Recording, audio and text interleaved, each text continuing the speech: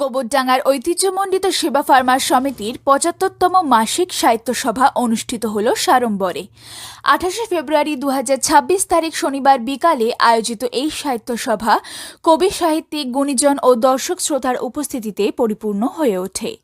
ফেব্রুয়ারি মাসে জন্ম কবি লীলা মজুমদার ও জীবনানন্দ দাশ এবং ভাষা শহীদদের উদ্দেশ্যে এবারে সাহিত্য সভা উৎসর্গ করা হয়। যমুনামতি পত্রিকার সম্পাদক সরোজকান্তি চক্রবর্তীর পৌরোহিত্যে অনুষ্ঠিত এই সাহিত্য সভায় অশীতিপর সাহিত্য ব্যক্তিত্ব নিরঞ্জন রায়কে সংবর্ধনা জ্ঞাপন করা হয়। সভায় প্রধান অতিথির আসন অলঙ্কৃত করেন বর্ষিয়ান সাংবাদিক, লেখক পবিত্র কুমার মুখোপাধ্যায়। বিশেষ অতিথি হিসেবে উপস্থিত ছিলেন সমবায় আন্দোলনের অগ্রণী নেতৃত্ব কালীপদ সরকার ও বাল্মীকি পত্রিকার সম্পাদক লালমোহন বিশ্বাস। স্বাগত ভাষণ দেন গোবরডাঙ্গা সেবা ফার্মার সমিতির সম্পাদক গোবিন্দলাল মজুমদার।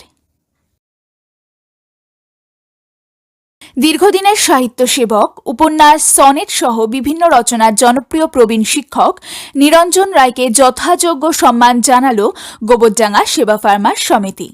২৮ ফেব্রুয়ারি অনুষ্ঠিত সংগঠনের ৭৫তম চিত্তাকর্ষক সাহিত্য সভায় নিরঞ্জনবাবুকে ফুল, উত্তরীয়, মানপত্র, স্মারক, বই সহ নানাবিধ উপহার সামগ্রী দিয়ে ভূষিত করা হয়। মানপত্র পাঠ করেন মনোরমা দত্ত। সংবর্ধনা পর্বের পর নিরঞ্জনবাবু তার বক্তব্যে আয়োজক সংগঠনের উদ্দেশ্যে গভীর কৃতজ্ঞতা প্রকাশ করেন। দুটি কাব্যগ্রন্থ ও পত্রিকা প্রকাশে ৭৫তম এই সাহিত্য সভা আরও আকর্ষণীয় হয়ে ওঠে। এদিন উপস্থিত অতিথিবৃন্দ প্রথমে প্রকাশ করেন কবি কাকলি রায়ের কাব্যগ্রন্থ অনুভূতির গাথা, তারপর পাঁচুগোপাল হাজরা সম্পাদিত কথাবার্তা পত্রিকার ফেব্রুয়ারি সংখ্যার উদ্বোধন করা হয়। সবশেষে প্রকাশিত হয় কবি তপন বিশ্বাসের কাব্যগ্রন্থ বাউন্ডুলে কাব্য।